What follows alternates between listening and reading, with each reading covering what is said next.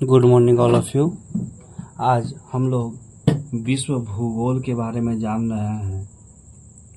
इसमें आपको हर एक चैप्टर से कम 50 से 60 क्वेश्चन होगा, जो आपके हर एक प्रतियोगी परीक्षाओं में ज्योग्राफी के लिए आप एकदम निश्चिंत हो जाइए।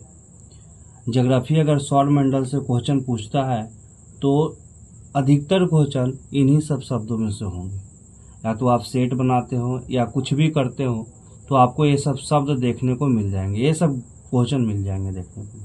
और अधिकतर क्वेश्चन आपको रेलवे का है, रेलवे का अधिकतर क्वेश्चन रेलवे का है। इसमें एसएससी के भी क्वेश्चन हैं, बहुत से क्वेश्चन एसएससी के भी हैं। तो हम लोग शुरू करते हैं। शुरुआत हम लोग का होगा, चलिए पहला क्वेश्चन से शुरू करते हैं। कौन सा ग्रह अपनी धुरी पर घूमते हुए सबसे कम समय में चक्कर लगाता है? तो सबसे कम समय में चक्कर जो लगाता है वो है बृहस्पति है। बृहस्पति अपने धुरी पर घूमता है। जैसे चक्कर दो प्रकार के लगाते हैं, कोई भी ग्रह होते हैं वो चक्कर दो प्रकार के लगाते हैं। एक अपने अक्ष पे लगाते हैं और एक सूर्य के चारों तरफ लगाते हैं। तो अपने अक्ष पे जो चक्कर लगाते हैं बृहस्पति, वो 9 घंटा 55 मिनट में क्या करते हैं, चक्कर लगा देते हैं। 9 घंटा 55 मिनट में क्या लगते हैं, चक्कर लगाते हैं। तो सबसे कम समय में अपने धुरी पर घूमने वाला कौन है, बृहस्पति है। पृथ्वी की बात करें तो पृथ्वी कितना घंटा में, तो 23 घंटा 56 मिनट में क्या करेगी, एक चक्कर लगा देती है। और यही क्या होता है, धीरे धीरे बढ़ते बढ़ते एक दिन मंथ में बढ़ जाता है। ठीक है। शुक्र कितने दिन में अपना चक्कर लगाता है, तो 243 दिन में एक चक्कर लगाता है। तो ठीक है, 243 दिन अपने अक्ष पे अगर ऐसे ऐसे अपने धुरी पे घूम रहा है तो कितना करता है, 243 दिन लगाता है। मंगल कितना दिन लगाता है, तो मंगल लगाता है 24 घंटा 3 मिनट लगाता है। 24 आवर 3 मिनट क्या करता है, मंगल अपने धुरी पे चक्कर लगाने में करता है। तो सबसे कम कौन हो गया, बृहस्पति हो गया। चलिए नेक्स्ट हम लोग को देखते हैं। निम्नलिखित में से किस ग्रह का सूर्य के परिभ्रमण काल अधिकतम है? यानी सूर्य के चारों तरफ यानी परिभ्रमण काल हो गया। तो सबसे ज्यादा परिभ्रमण काल किसका है, तो सबसे ज्यादा परिभ्रमण काल है वरुण का। कितना, 164.79 वर्ष है। यानी 164 वर्षों में क्या करता है, एक चक्कर लगाता है। किसका, सूर्य का एक चक्कर लगाता है। मंगल का कितना है, तो 687 दिन है। मंगल का कितना है, 687 दिन है। पृथ्वी का कितना है, तो 365 दिन और 6 घंटा है। ठीक है। बुध का कितना दिन है, तो बुध का 88 दिन है। यानी 88 दिन में बुध क्या करता है, एक चक्कर लगा लेता है। चलिए नेक्स्ट, ग्रहों के उनके उपग्रह की संख्या क्या रहा, तो अवरोही क्रम में लिखे। तो ये जो है बहुत पुराना डाटा है, 2002 का डाटा है। अभी सबसे ज्यादा ग्रहों की संख्या जो है वो किसका हो गया है, शनि का हो गया है। कितना संख्या हो गया, 83 हो गया। बृहस्पति की संख्या कितनी हो गई, उपग्रहों की संख्या कितनी होगी, 80 हो गई। मंगल की ग्रहों की संख्या कितनी है, 2 है। वरुण का 23 उपग्रह है। ठीक है। तो अभी वर्तमान समय में ग्रहों की संख्या क्या हो गई, चेंज हो गई है। तो सबसे ज्यादा क्या है, शनि का है। तो इसको क्वेश्चन को छोड़ते हैं, सबसे ज्यादा शनि किसका उपग्रह है, शनि की उपग्रह है।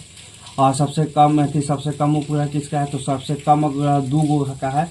एक शुक्र का और एक क्या है, शुक्र का और एक है बुध का। इसके दोनों के उपग्रह की संख्या कितनी है, 0 है। पृथ्वी के उपग्रह की संख्या कितनी है, तो पृथ्वी के उपग्रह की संख्या 1। ठीक है। मंगल की उपग्रह की संख्या कितनी है, 2 है। ठीक है। सबसे ज्यादा किसकी है, शनि की है। सबसे कम किसकी है, शुक्र और बुध की है। चलिए नेक्स्ट हम लोग चलते हैं। निम्नलिखित में से किस ग्रह की कक्षा पृथ्वी से सबसे अधिक नजदीक है? यानी पृथ्वी से सबसे नजदीक ग्रह कौन सा है, तो पृथ्वी से सबसे नजदीक ग्रह कौन सा है, शुक्र ग्रह है। शुक्र सबसे गर्म ग्रह है। अगर वायुमंडल में सबसे गर्म ग्रह की बात करें तो शुक्र क्या है, सबसे गर्म ग्रह है। क्यों गर्म ग्रह है, क्योंकि यहाँ पे सल्फ्यूरिक अम्ल के क्या पाए जाते हैं, बादल पाए जाते हैं। सल्फ्यूरिक अम्ल के क्या पाए जाते हैं, बादल पाए जाते हैं। सल्फ्यूरिक अम्ल के बादल पाए जाते हैं। ठीक है।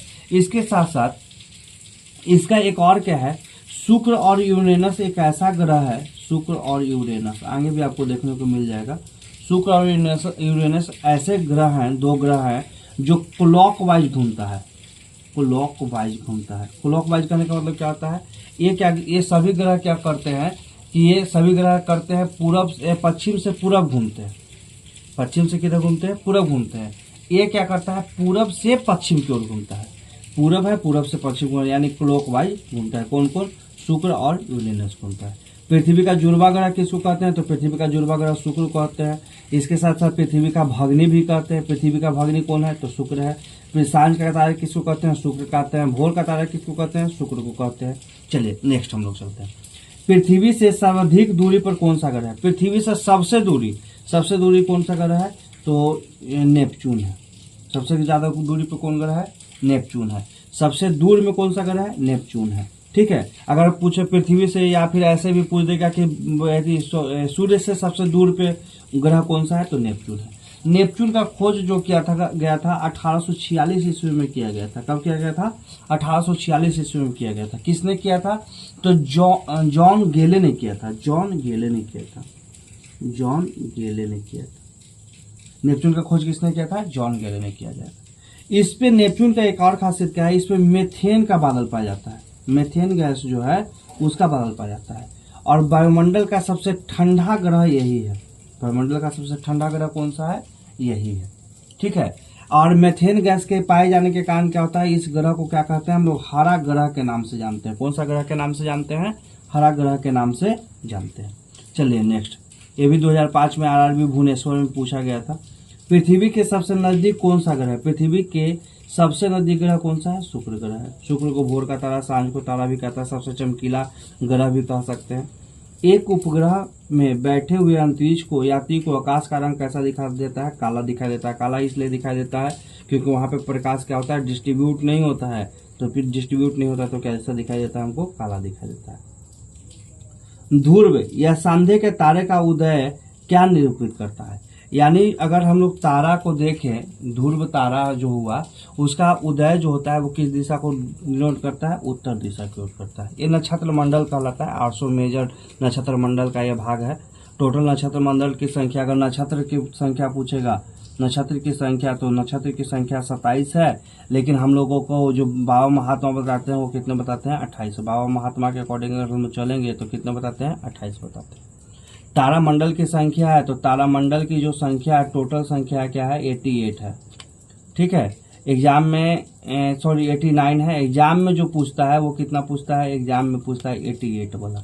एग्जाम में अगर दे रहे हैं तो कितना होता है? 88 पूछा जाता है। रेगुलर ये पूछा जाता है 88। और अगर आप नॉलेज के लिए तो 89 हमारे भीति में तारामंडल है। चलिए नेक्स्ट, निम्नलिखित में से कौन सा सबसे अधिक चमकने वाला ग्रह है? सबसे अधिक चमकने वाला ग्रह कौन सा है? सबसे अधिक सबसे चमकीला ग्रह कौन सा है? शुक्र है। शुक्र का ग्रह अन्वेषण करने के लिए सबसे पहले कौन सा रोबोट अंतरिक्ष यान पर भेजा गया था? यानी अंतरिक्ष यान के द्वारा शुक्र के बारे में जानकारी प्राप्त करने के लिए कौन सा उपग्रह भेजा गया था? कौन सा मिशन भेजा गया था? तो वो जो अंतरिक्ष यान भेजा गया था उसका नाम था मैगेलन। क्या नाम था उसका? मैगेलन। आकाश का सबसे चमकदार तारा कौन सा है? सबसे चमकदार तारा कौन सा है? सीरियस तारा जो है सबसे चमकदार तारा है। सूर्य के बाद दूसरा सबसे नजदीक तारा कौन सा है? प्रॉक्सिमा सेंचुरी है। ठीक है, निम्नलिखित में से कौन सा एकमात्र तारा है? तो एकमात्र तारा अगर निम्नलिखित में से पूछा है तो सूर्य क्या है? एक नामात्र का तारा है।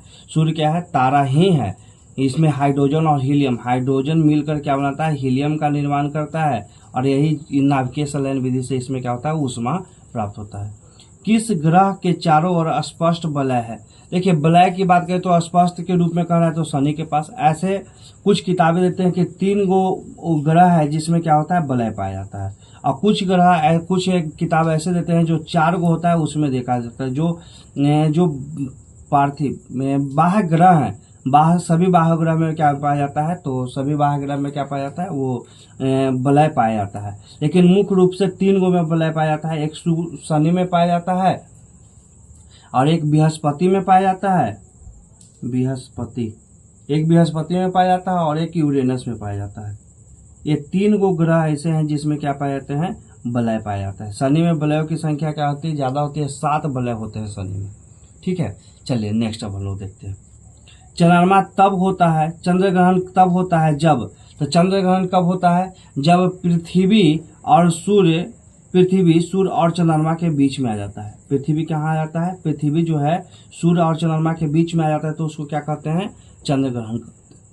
और तीनों एक सीध में आता है उसको कहता है सजवी कहा जाता है। सिजवी। उसको क्या कहा जाता है, सिजबी कहा जाता है। जब तीनों एक सीध में हो, जैसे ये सूर्य हो गया, पृथ्वी हो गया, चंद्रमा हो गया, तीनों एक सीध में हो जाता है तो क्या कहते हैं, इसको सिजबी कहते हैं।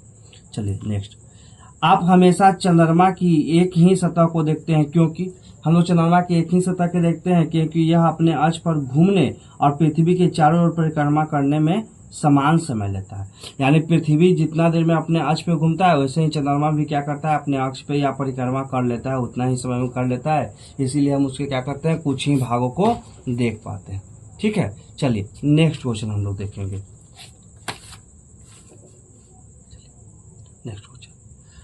नेक्स्ट क्वेश्चन है, हाँ चलिए, पूर्ण सूर्य ग्रहण केवल कुछ ही भौगोलिक क्षेत्र में दिखाई देता है, क्यों? देखिए, पूर्ण सूर्य ग्रहण जो होता है वो कुछ ही क्षेत्र में दिखाई देता है। आप सूर्य ग्रहण देखिएगा तो कुछ ही क्षेत्र में दिखाया है। ऐसा इसलिए होता है कि चंद्रमा की जो छाया है वो पृथ्वी पर पड़ने से क्या होता है, सूर्य ग्रहण हम लोग को पता चलता है। ठीक है, तो सूर्य ग्रहण जनरली होता कैसे है, तो सूर्य ग्रहण क्या होता है, तो सूर्य और पृथ्वी के बीच में क्या आता है, चंद्रमा आ जाता है। सूर्य और पृथ्वी के बीच में क्या आ जाता है, चंद्रमा आ जाता है। तो चंद्रमा की छाया कहाँ बन लेता है, पृथ्वी पर बन लेता है। इसीलिए जब पूर्ण सूर्य ग्रहण भी होता है तो कुछ ही जगह पे ही क्या करता है, वो दिखाई देता है, या कुछ खास भौगोलिक क्षेत्र में ही क्या करते हैं, वो दिखाई देते हैं। चलिए 18 नंबर क्वेश्चन, नेक्स्ट क्वेश्चन चलते हैं। सूर्य ग्रहण कब होता है, तो सूर्य ग्रहण होता है कब होगा, तो अभी बताया कि ये सूर्य है और ये क्या है, पृथ्वी है, और बीच में क्या आ जाएगा, चंद्रमा आ जाएगा। यानी मून आ जाए बीच में तो क्या हो जाएगा, सूर्य ग्रहण हो जाएगा। चंद्रमा सूर्य तथा पृथ्वी के बीच में आ जाता है। चलिए नेक्स्ट, सूर्य के मंदाकिनी केंद्र के कक्षा में एक चक्कर लगाने को क्या कहा जाता है। यानी सूर्य के मंदाकिनी, सूर्य क्या है हमारा, हम जिस गैलेक्सी में रहते हैं उस गैलेक्सी का नाम है दूध मेखला। दूध मेखला, या इसको क्या कहते हैं हम लोग, मिल्की वे कहते हैं। क्या कहते हैं हम लोग, मिल्की वे। हम लोग क्या कौन से गैलेक्सी में रहते हैं, मिल्की वे गैलेक्सी में रहते हैं। तो मिल्की वे का एक चक्कर लगाना क्या कहलाता है, ब्रह्मांड वर्ष कहलाता है। क्या कहलाता है, ब्रह्मांड वर्ष कहलाता है। प्रकाश वर्ष क्या कहलाता है, तो एक साल में प्रकाश के द्वारा तय की गई जितनी दूरी होती है वही क्या कहलाती है, प्रकाश वर्ष कहलाती है। चलिए नेक्स्ट अब हम चलेंगे, खगोलीय इकाई क्या है। खगोलीय इकाई, खगोलीय इकाई क्या कहलाता है, तो सूर्य की सतह से पृथ्वी की सतह तक के मध्य दूरी को क्या कहते हैं हम लोग, खगोलीय इकाई कहते हैं। सूर्य के से लेके पृथ्वी के सतह के मध्य के जो दूरी होता है उसको क्या कहते हैं हम लोग, खगोलीय इकाई कहते हैं। शनि के रिंग्स का खोज किसने किया था, तो शनि का रिंग्स का जो खोज किया था वो गैलीलियो ने किया था। किसने किया था, गैलीलियो ने किया था। ठीक है, कितने रिंग्स हैं, तो 7 रिंग्स इसमें है। सूर्य में कितने, शनि में कितने रिंग्स है, 7 रिंग है। और शनि का एक और है क्या, कि इसका जो घनत्व है 0.7 ग्राम पर सीसी है। ठीक है, ये पानी से भी क्या है, हल्का है, इसीलिए पानी में ये क्या करता है, तैरता भी है। चलिए ठीक, नेक्स्ट हम लोग चलते हैं। पृथ्वी के चारों ओर परिक्रमा करने के लिए चंद्रमा के द्वारा लिए गए दिनों की संख्या कितनी होती है, तो चंद्रमा कितना दिन लेता है, 27.32 दिन लेता है। ऐसा तो दिया जाता है 28 दिन दिया जाता है, तो 27.32 दिन क्या करता है, एक दिन वो चक्कर लगाता है चंद्रमा। सूर्य के परिप्रेक्ष्य में चंद्रमा की परिक्रमा काल क्या है, तो सूर्य के परिप्रेक्ष्य में अगर हम लोग देखें तो चंद्रमा का परिक्रमा काल क्या है, एक नक्षत्र महीने में के बराबर होता है। एक नक्षत्र क्या होता है, महीने के बराबर होता है। चंद्रमा के परिक्रमण काल के आधार पे हम लोग समझे तो। चलिए नेक्स्ट, किसी वर्ष के 5 मार्च का जो दिन उसी वर्ष के कौन से तारीख के दिन के बराबर होगा, तो 5 मार्च का जो दिन होगा वो 5 नवंबर का जो दिन होगा वो 7 सितंबर के दिन के क्या होगा, बराबर होगा। ठीक है, चलिए हब्बल क्या है, तो हब्बल का नाम आप तो सुनते हैं, हब्बल टेलीस्कोप। हब्बल क्या है, एक टेलीस्कोप है, अंतरिक्ष दूरबीन है। क्या है ये, अंतरिक्ष दूरबीन है। चलिए नेक्स्ट, हेली धूमकेतु पुनः कब दिखाई देगी, तो हेली धूमकेतु जो है वो 76 वर्षों में एक बार दिखाई देती है। तो पुनः कब दिखाई देगी, तो यह फरवरी में दिखाई देगी, 3 फरवरी 2062 को दिखाई देगी। ठीक है, इससे पहले ये कब दिखाई दी थी, तो इससे पहले ये क्या की थी, इससे पहले ये कब दिखाई दी थी, तो इससे पहले ये दिखाई दी थी 9 फरवरी 1986 को ये क्या कर रही थी, दिखाई दी थी। अब ये कब दिखाई देगी, तो 3 फरवरी 2062 को क्या कर देगी, ये दिखाई देगी। हेली धूमकेतु कब दिखाई देगी, 3 फरवरी 2062 को दिखाई देगी। ठीक है, तो ये पुच्छल तारा का जो खोज किया था, जिसको हम लोग धूमकेतु क्या है, एक पुच्छल तारा है, धूमकेतु का या पुच्छल तारा का जो खोज किया था टाइको ने किया था। किसने किया था? टाइको ने इसका क्या किया था? खोज किया था। ठीक है, पुच्छल तारा का खोज किसने किया था? टाइको ने खोज किया था। धूमकेतु की पूछ हमेशा सूर्य के से दूरी रहता है, तो सूर्य के सौर विकिरण और सौर पवन के कारण होता है। ठीक है, सूर्य के सौर विकिरण के क्या होता है? ये पीछे होता है। पुच्छल तारा किसकी परिक्रमा करता है? तो पुच्छल तारा जो होती है वो सूर्य की ही परिक्रमा करती है। ठीक है,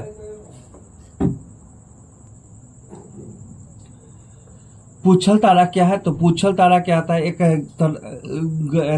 ग्रह ही तारा ही होता है। वो क्या करता है कि जब वो सूर्य के नजदीक से गुजरता है तो उसमें क्या होता है, जलवाष्प वगैरह हो जाते हैं और उसका जो क्या होता है, गैस जो होता है उड़ता है, जिसके लिए इसको हम लोग क्या करते हैं, पूछ के समान दिखाई देता है। तो ये कब दिखाता है? तो हमेशा क्या होता है, सूर्य के विपरीत दिशा में। अगर सूर्य इधर है तो इसके विपरीत दिशा में, अगर यहाँ से जाएगा तो इधर से क्या होगी, ऐसे ऐसे करके दिखाई देगा। ठीक है, तो ये क्या होता है? चलिए नेक्स्ट, सूर्य के परितः क्या है? हेली धूमकेतु का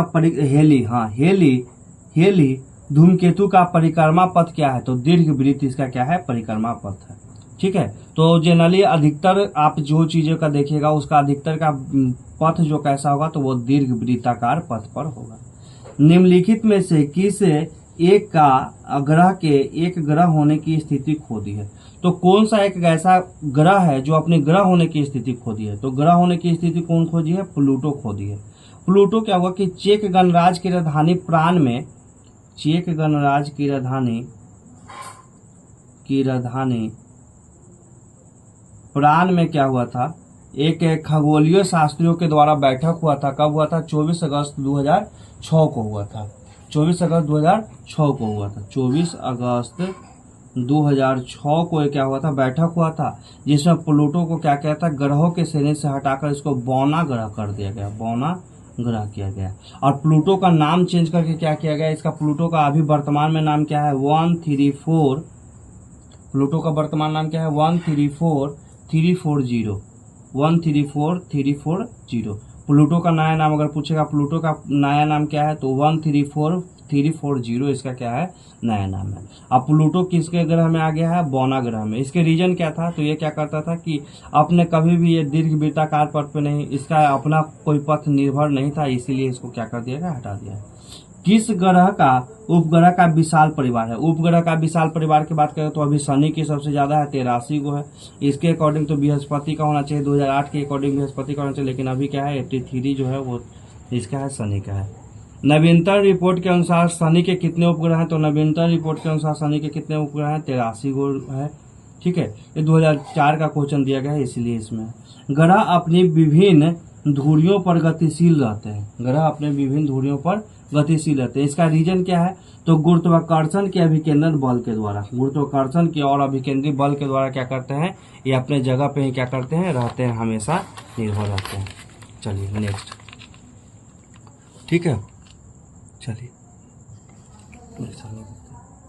कौन सा ग्रह जल में तैरता हुआ प्रतीत होता है? तो शनि क्या बताया था? शनि का जो घनत्व है 0.7 ग्राम पर सीसी है, यानी ये जल से भी क्या है? हल्का है, इसीलिए शनि क्या करता है? तैरता होता है। इसमें 7 गो वलय है। कितना वलय है?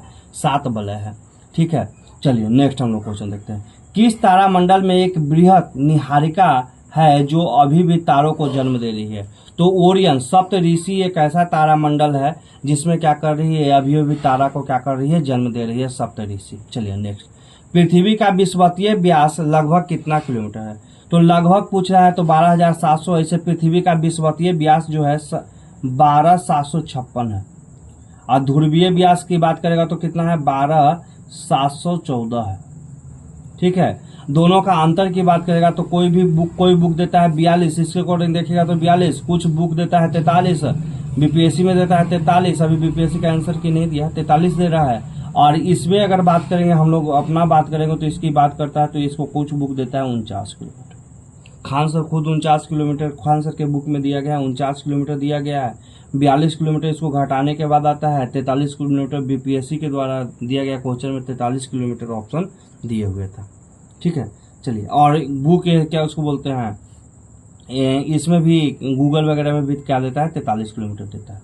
चलिए नेक्स्ट, विश्व स्तर पर पृथ्वी की सतह का लगभग कितना प्रतिशत भाग जल से घिरा हुआ? तो 71% भाग क्या है, जल से घिरा है, और 29% भाग जो है वो क्या है, स्थल मंडल है। पृथ्वी की आयु किससे ज्ञात किया जाता है? तो यूरेनियम डेटिंग विधि से ज्ञात किया जाता है। यूरेनियम काल निर्धारण विधि द्वारा ज्ञात किया जाता है। कार्बन काल निर्धारण विधि से क्या कहता है, जीवाश्म का उम्र पता किया जाता है। किसका उम्र पता किया जाता है? जीवाश्म का उम्र पता किया जाता है। पेड़ों को उम्र पता करने के लिए किसका प्रयोग करता है? डेंड्रोक्रोनोलॉजी। वलयों को गिनकर हम लोग कर सकते हैं। वलय जितना भी, एक पेड़ में जितना वलय होगा पेड़ का उम्र उतना ही होगा। तो पेड़ों का उम्र ज्ञात करने के लिए हमको क्या करना पड़ेगा? वलयों को गिनकर कर सकते हैं। पृथ्वी को उसकी काल्पनिक अक्ष पर घूमने को क्या कहता है?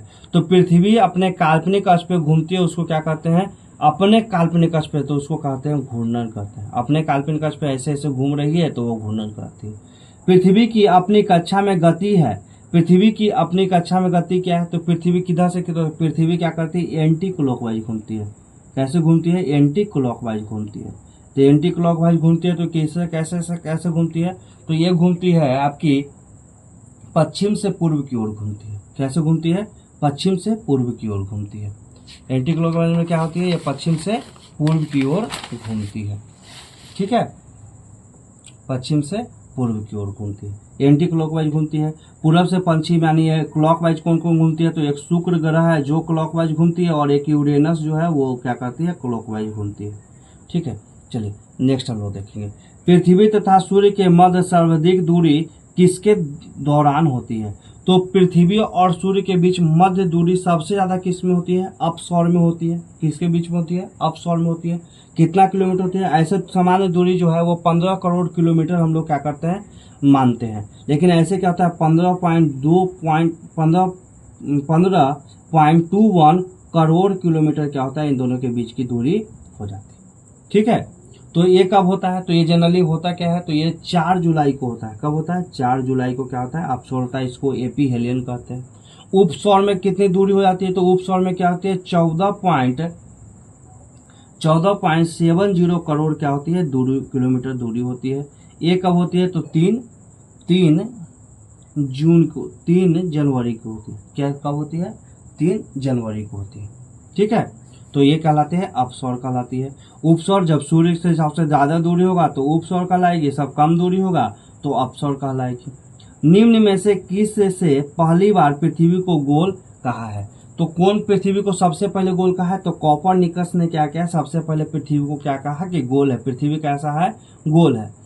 पृथ्वी के गुरुत्वाकर्षण का कितना भाग चंद्रमा का गुरुत्वाकर्षण के सबसे नजदीक है? तो 1/6 भाग जो है, यानी पृथ्वी का जितना भी गुरुत्वाकर्षण है उसका 1/6 भाग ही क्या है? किसका है? तो चंद्रमा का गुरुत्वाकर्षण है। पृथ्वी की धुरी है। पृथ्वी की धुरी पर क्या है? वो झुकी हुई है। कितनी देर झुकी हुई है? तो 23.5 डिग्री क्या है? वो झुकी हुई है। 23.5 डिग्री क्या हुई है? झुकी हुई है। चलिए नेक्स्ट हम लोग देखते हैं। ग्रहों के गति का नियम किसने प्रतिपादित किया? तो ग्रहों का गति का जो नियम है वो किसने बताया है? केपलर ने बताया। किसने बताया है? केपलर ने बताया कि ग्रहों के किस प्रकार से घूमते हैं। चलिए, सूर्य से बढ़ते दूरी के अनुसार ग्रहों में कौन सा क्रम सही होगा? सूर्य से बढ़ते दूरी के अनुसार, सूर्य से हिसाब से देखेंगे तो इसका एक ट्रिक हम बनाए हुए हैं। एम भेम जेसन,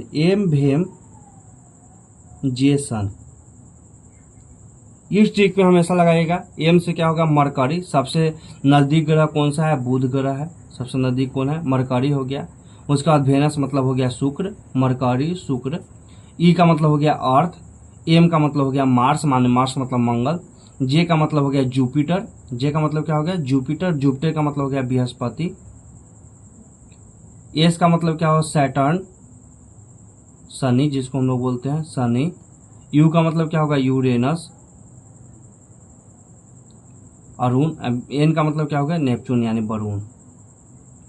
ठीक है, तो ये हम लोग ट्रिक बनाए हुए हैं। कौन? एम भेम जेसन। एम भेम जेसन कई गो ट्रिक है, लेकिन हम लोग याद करते हैं एम भेम जेसन। एम भेम VEM भेम जेसन। इसको 2-4 बार पढ़ेगा। एम भेम जेसन तो आपको क्या हो जाएगा? याद होगा। तो एम भेम जेसन। तो एम का मतलब हो गया बुध। बुध के बाद क्या होगा? शुक्र। शुक्र के बाद हो गया पृथ्वी। पृथ्वी के बाद हो गया मंगल। यानी ये सब क्या है? सूर्य के बढ़ती दूरी के अनुसार ये सब क्या है? ग्रह है। ठीक है, पृथ्वी से बढ़ती दूरी के अनुसार ग्रहों का निम्न में से कौन सा तो पृथ्वी से दूरी की बात कर रहा है, तो पृथ्वी से दूरी के लिए अगर बात करेगा तो इसको याद करने का है VMM जे सन, VMM जे सन। ठीक है, जे सन को लगा दीजिएगा लास्ट में, जे सन हमेशा याद करने के लिए क्या हो जाएगा, काफी है। तो जे सन हो गया लास्ट में। सबसे पहले V का मतलब क्या हो गया, तो V का मतलब हो गया शुक्र, जिसको हम लोग वेनस बोलते हैं। M का मतलब क्या हो गया, तो M का मतलब हो गया आपका मंगल।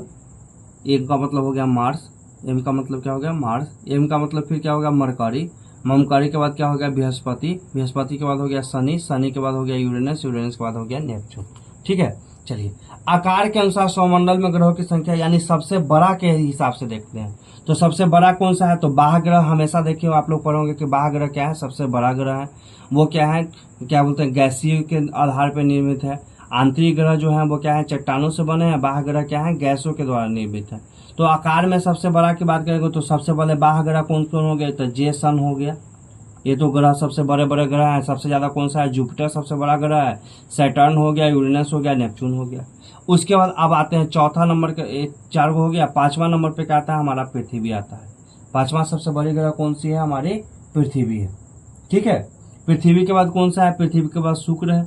शुक्र के बाद कौन सा है, मंगल है। मंगल के बाद कौन सा है, मरकरी है। तो ये जे सन EVMM। ठीक है, तो इसको भी याद करने के लिए ठीक है। चलिए नेक्स्ट, उपग्रहों की संख्या के आधार पर सौरमंडल में कौन सा ग्रह है, तो पहले तो जे सन होता था, अभी क्या है इसमें चेंज हो गया। तो पहले हो गया SZUN। ठीक है, उसके बाद क्या होगा, उसके बाद क्या है, उसके बाद हम लोग देखेंगे शुक्र का कोई ग्रह है नहीं। मंगल का ग्रह है, मंगल का M हो गया, मंगल का M ग्रह है। मंगल के बाद क्या है, पृथ्वी का ग्रह है, पृथ्वी के पास में एक उपग्रह है। उसके बाद शुक्र, वेनस और M का क्या है, इसका कोई भी उपग्रह नहीं है। तो इस तो हो गया। चलिए नेक्स्ट, अंतरिक्ष में कुल कितने तारामंडल है, तो अंतरिक्ष में टोटल की बात करेगा तो 89 तारामंडल है। एग्जाम में पूछता क्या है, तो एग्जाम में पूछता है तो 88 मारिएगा। ठीक है, एग्जाम में 88 आता है। निक्स ओलंपिया कोलंबस पर्वत किस ग्रह पर स्थित है, तो निक्स ओलंपिया जो है वो मंगल ग्रह पर है। किस ग्रह पे है, मंगल ग्रह पर है। ठीक है, सौरमंडल का खोज किसने किया था, तो सौरमंडल का जो खोज था वो किसने किया था, तो सौरमंडल का खोज कोपरनिकस ने किया था। सौरमंडल का खोज किसने किया है, कोपरनिकस ने किया है। सूर्य के संगठन में सहायक गैस कौन सा है, यानी सूर्य का जो संगठन होता है, सूर्य में ऊष्मा का जो राज है वो क्या है, तो हाइड्रोजन और हीलियम है। हाइड्रोजन और हीलियम मिलकर नाभिकीय संलयन विधि से क्या होता है, नाभिकीय संलयन विधि से क्या होता है, जमा होता है। हाइड्रोजन हाइड्रोजन 2 हाइड्रोजन मिलकर एक हीलियम का निर्माण करता है और यही क्या है, ऊर्जा का मुख्य स्रोत है। नॉर्वे में अर्धरात्रि का सूर्य कब दिखाई देता है, तो 21 जून को क्या करता है, अर्धरात्रि का सूर्य दिखाई देता है। नॉर्वे को अर्धरात्रि का देश भी कहा जाता है। ठीक है, चलिए नेक्स्ट, निम्नलिखित में से किस ग्रह को सुबह का तारा कहा जाता है, सुबह का तारा मतलब भोर का तारा कहा जाता है, किसको कहा जाता है, शुक्र को कहा जाता है। पृथ्वी का भ्रमण की गति कितनी है, तो 28 किलोमीटर प्रति मिनट है। कितना है, 28 किलोमीटर प्रति मिनट है। चलिए नेक्स्ट हम लोग देखते हैं। ठीक है, चलिए, सी ऑफ ट्रैंक्विलिटी कहाँ पे है, सी ऑफ ट्रैंक्विलिटी कहाँ पे है, तो सी ऑफ ट्रैंक्विलिटी है आपका चंद्रमा पर है। सी ऑफ ट्रैंक्विलिटी क्या है, चंद्रमा पर है। ये क्या है, एक पहाड़ है जो क्या है, सी ऑफ ट्रैंक्विलिटी क्या है, कहाँ पे है, चंद्रमा पे है। सूर्य के बाद पृथ्वी पर सबसे निकटी तारा कौन सा है, सूर्य के बाद अगर सबसे निकटी तारा की बात करेगा तो कौन सा है, प्रॉक्सिमा सेंचुरी है। सूर्य के सबसे नजदीक तारा कौन सा है, तो सूर्य है। सूर्य के बाद दूसरा जो है वो क्या है, प्रॉक्सिमा सेंचुरी है। और साइरस जो है वो सबसे चमकीला तारा है। सबसे चमकीला क्या है, चमकीला तारा है। और सबसे चमकीला ग्रह की बात करेगा तो हो जाएगा वो शुक्र। हमारे सौर परिवार का सबसे भारी पिंड कौन सा है, सौर परिवार का सबसे भारी पिंड, तो सौर परिवार में अगर खाली पूछता है कि ग्रहों का सबसे भारी पिंड कौन होता है, बृहस्पति होता है। लेकिन अभी पूछ रहा है क्या कि सौर परिवार का सबसे भारी पिंड, मतलब पूरा सूर्य परिवार है जिसमें सूर्य भी शामिल है, उसका सबसे भारी पिंड कौन सा है, तो सूर्य है। विषुवत रेखा का आकार कैसा है, तो विषुवत का रेखा का आकार कैसा है, वृत्तीय है। सिंपल सी विषुवत रेखा, ये विषुवत रेखा है तो ये चारों तरफ से घूम जाएगी तो कैसी होगी, विषुवत होगी। बुध के उपग्रह की संख्या क्या है, तो 0 है। बुध के उपग्रह की संख्या क्या है, 0 है। 0 बुध और शुक्र का है। शुक्र का भी उपग्रह की संख्या कितनी है, 0 है। सूर्य के वर्णमंडल में गैसों को तूफान कब दिखाई देता है, तो सूर्य के वायुमंडल में गैसों का जो तूफान होता है वो कब दिखाई देता है? सूर्य ग्रहण के समय में क्या करता है? ये दिखाई देता है। सूर्य ग्रहण कब होता है? तो सूर्य ग्रहण होगा जब ये सन हो गया, सन के बीच में क्या हो जाएगा? चंद्रमा आ जाएगा, चंद्रमा के इधर क्या हो जाएगा? पृथ्वी आ जाएगा, तो क्या हो जाएगा? सूर्य ग्रहण हो जाएगा। चंद्र ग्रहण कब होगा? तो चंद्रमा हो गया, बीच में अर्थ आ गया और इधर क्या हो गया? सन आ गया, तो क्या हो जाएगा? ये चंद्र ग्रहण हो जाएगा। सौरमंडल का सबसे गर्म ग्रह कौन सा है? सबसे गर्म ग्रह की बात करेंगे तो सबसे गर्म ग्रह क्या है? शुक्र है। क्यों? क्योंकि इसमें क्या है? सल्फ्यूरिक अम्ल का बादल पाए जाते हैं और ये क्या करता है? उष्मा को जमा कर लेता है। तो शुक्र क्या है? सबसे ज्यादा गर्म ग्रह है। पृथ्वी अपने अक्ष पर कितनी डिग्री अनुमानित घूमती है? तो वो 23.5 डिग्री क्या है? वो झुकी हुई है। ठीक है। सूर्य का पृष्ठीय तापमान कितना आंका गया है? यानी सूर्य का पृष्ठ का तापमान कितना माना गया है? तो 6000 डिग्री सेल्सियस क्या कहता है? पृथ्वी सूर्य का पृष्ठीय तापमान है। लाल ग्रह किसको कहते हैं? तो लाल ग्रह मंगल को कहते हैं। इसमें फेरस के कारण क्या है? इसका रंग क्या हो गया है? लाल हो गया है। सूर्य द्वारा अर्जित ऊर्जा का क्या कारण है? तो सूर्य में जो ऊर्जा है उसका मेन रीजन क्या है? नाभिकीय संलयन। क्या है? नाभिकीय संलयन। और नाभिकीय संलयन की वजह से क्या है? उसमें ऊर्जा संचित हो रही है। चलिए नेक्स्ट क्वेश्चन। सूर्य से पृथ्वी तक प्रकाश को पहुंचने में कितना समय लगता है? तो 8 मिनट 20 सेकंड क्या लगता है? सूर्य से पृथ्वी तक पहुंचने में उसको समय लगता है। अभी मेनली रूप से देखिएगा तो 8 मिनट 16 सेकंड ही देता है। कुछ किताब 8 मिनट 20 सेकंड देता है, कहीं कहीं पे 8 मिनट 16 सेकंड होता है। तो ये आपके विवेक पे निर्भर करता है कि आप क्या मारते हैं, ऑप्शन वहां पे एग्जाम में किस प्रकार से रहता है उस आधार पे। आज हम लोग पूरा सौर मंडल के बारे में पढ़ लिए। सौर मंडल से लगभग 69 क्वेश्चन हमारे पास में थे। उसके साथ साथ उसके डिस्कशन करते हुए हम लोग देखे। ऐसे ही ये पूरी ज्योग्राफी का हम एक पूरा का पूरा श्रृंखला लाएंगे और प्ले लिस्ट में क्या करेंगे? बना देंगे। ये सारे ऑब्जेक्टिव हैं।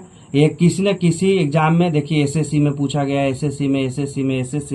एसएससी आरआरबी बंगलौर में पूछा गया है, गैंगमैन में पूछा गया है, मतलब हर एक चीज में यूडीसी में पूछा गया है। अधिकतर एग्जाम में क्या किया जाता है? पूछा जाता है। इसके साथ साथ ये पूरा का पूरा अगर आप कवर कर लेते हैं, इसके साथ साथ ज्योग्राफी का एनसीईआरटी भी आपका क्या हो जाएगा? कवर हो जाएगा। और अब हमको नहीं लगता है कि आपको अगर क्वेश्चन पूछा जाए किससे, सौर मंडल से क्वेश्चन पूछा जाए तो वो छूट सकता है, क्योंकि ये पूरा का पूरा है। इसका पीडीएफ भी कहिएगा तो हम लोड कर देंगे और इसको आप क्या कीजिएगा? खुद से प्रिंट आउट निकाल कर क्या कर सकते हैं? एक बार इसको पढ़ के मार भी सकते हैं, कोई दिक्कत नहीं है। और इसको क्या कीजिएगा? याद कीजिएगा, खुद से याद करने का प्रयास कीजिएगा।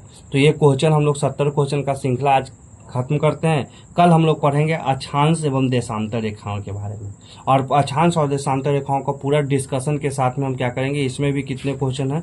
तो अक्षांश और देशांतर रेखाएं में भी क्या है? 34 क्वेश्चन दिए गए हैं। 34 क्वेश्चन देखेंगे। तो कल इसको हम लोग क्या कर देंगे? पूर्ण रूप से क्या करेंगे?